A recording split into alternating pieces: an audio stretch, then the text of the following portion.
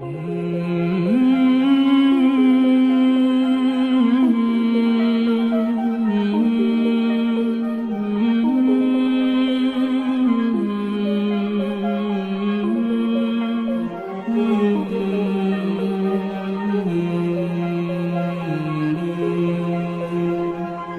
wassalatu wassalamu ala Rasulillah wa ala alihi wa sahbihi wa mawalah wa la haula wallahu a'lam.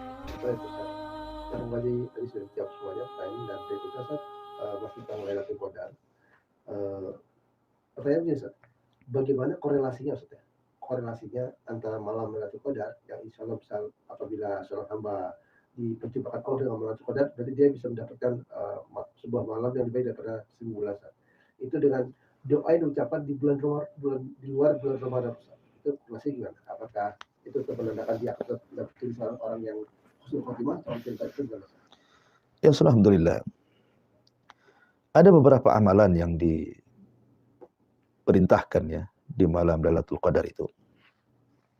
Tentu amalan yang pertama adalah dengan al-qiyam. Habiskan malam itu untuk qiyamul lail. Mungkin taraweh nanti ditambah dengan tahajud malamnya. Jadi disibukkan dengan ibadah kan gitu ya. Kemudian yang kedua, i'tikaf. Kalau memang bisa i'tikaf. Karena i'tikaf itu salah satu modal besar orang mendapatkan Lailatul Qadar. Orang yang beriktikaf dipastikan dapat Lailatul Qadar. Karena orang yang diiktikaf itu artinya dia meninggalkan dunia dan lari kepada akhirat. Karena kalau orang sudah di masjid itu suasananya berbeda dengan ketika ada di luar masjid. Sebab dorongan orang-orang yang ada di rumah Allah itu kan maunya ibadah saja. Tetapi orang di luar masjid itu pasti ada dorongan syahwat. Banyak godaan di luar itu. Wanita-wanita yang tidak menggunakan pakaian-pakaian syar'i. Kita bisa lihat di jalan-jalan gitu ya. Tetapi kalau di masjid apa yang mau dilihat? Sehingga memungkinkan untuk menjaga diri dengan Allah Subhanahu wa taala, lebih dekat diri kepada Allah Subhanahu wa taala. Dan itu modal terbesar orang mendapatkan Lailatul Qadar, i'tikaf. Kemudian yang ketiga, selain daripada i'tikaf adalah qiraatul Quran, membaca Al-Quran. Perbanyak baca Quran di 10 akhir Ramadan itu. Dan itu juga yang menyumbang mendapatkan Lailatul Qadar. Kemudian juga perbanyak amal saleh. Bagi Anda yang mungkin sibuk sehingga tidak bisa i'tikaf. Ya, Anda mungkin di rumah tidak bisa karena pekerjaan kantor, apalagi ada seorang pekerja yang ditentukan pekerjaan itu kalau Anda tinggalkan dan tidak bisa makan dan begitu seterusnya. Anda bisa beramal soleh dengan amal-amal soleh yang lainnya. Anda bisa sibukkan dengan sedekah, bisa sibukkan dengan dzikir, bisa sibukkan dengan baca Quran. Di tengah-tengah aktivitas Anda yang mungkin bekerja di malam hari gitu kan. Anda bisa dengan amal-amal soleh yang lainnya. Termasuk juga doa yang diajarkan Nabi SAW ketika Aisyah radhiyallahu anha mengatakan, ya Rasulullah, in adraktu lailatul qadri. Kalau aku mendapatkan Lailatul Qadar, famada aqul? Kira-kira apa yang harus aku katakan?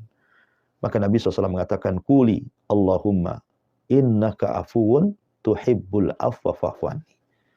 Katakan wahai Aisyah, ya Allah, sungguhnya engkau zat yang maha pemaaf, suka kepada yang memaafkan, maka maafkanlah diriku. Artinya memang Lailatul Qadar itu tempatnya kita meminta maaf.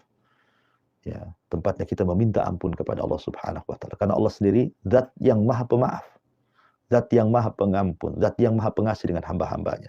Maka malam itu mintalah ampun sebanyak-banyaknya kepada Allah Azza wa Jalla. Mintalah maaf akan dosa-dosa kita kepada Allah Subhanahu wa taala.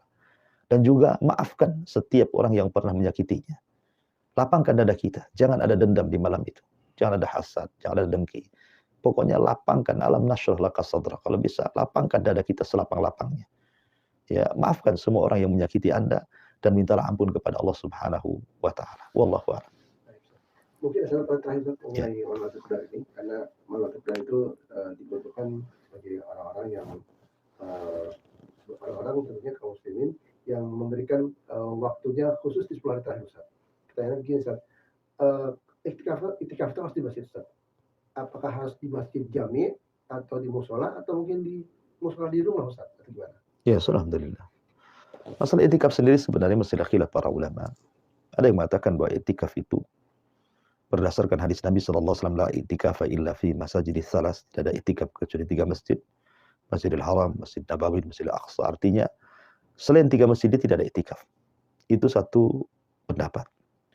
Pendapat yang lain tidak. I'tikaf itu tidak mesti di 3 masjid. bisa di masjid-masjid jami. Dan itu berdasarkan keumuman Al-Quran, wa antum akifuna fil masajid. Dan kalian beriktikaf di masjid-masjid. Dan ini pendapat Madzhabul Arba, Syafi'i, Maliki, Hanafi, Hambali, membolehkan iktikaf di semua masjid. Dan sebaiknya di masjid yang di situ ditegakkan sholat Jumat. Sebab kalau seandainya Anda beriktikaf di musola, ketika bertepatan dengan hari Jumat, Anda harus keluar. Kalau Anda keluar, batal iktikafnya. Ya, tapi kalau Anda iktikaf di masjid jami, waktu sholat Jumat Anda tidak keluar. Ya, waktu sholat Jumat tidak keluar. Boleh keluar itu kalau ada hajat mendesak seperti makan, minum, yang tidak disediakan terpaksalah. Itu pun habis makan minum langsung pulang lagi. Bahkan kalau seandainya ada kematian pun, kita dilarang untuk keluar mengikuti jenazah. Ya, memang harus fokus di masjid gitu ya. Tapi apakah etikaf itu 1 bulan? Tidak. Maksudnya ini etikaf ala Nabi. Kalau ingin sesuai dengan sunnah Nabi, ya etikaf 10 hari. Dengan perhatikan pembatal-pembatalnya. Ya. Tapi boleh juga etikaf itu, ya walaupun hanya 1 malam, 2 malam, 3 malam, 1 jam, 2 jam. Tidak masalah. Karena etikaf itu artinya luzumul masjid taqarruban ilallah. Jadi ada niat kita tinggal di masjid untuk mendekatkan diri kepada Allah. Jadi walaupun hanya 1 hari, kita berniat, ya Allah saya ingin etikaf 1 hari ini, dan beribadah di masjid, Anda sudah itikaf walaupun 1 hari. Ya, sudah masuk pada mana itikaf.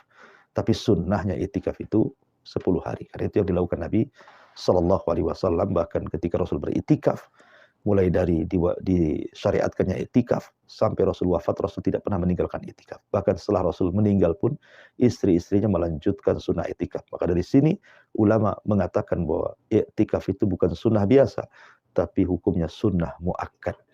Kenapa disebut muakkad? Artinya Rasul tidak pernah meninggalkan walaupun sunnah.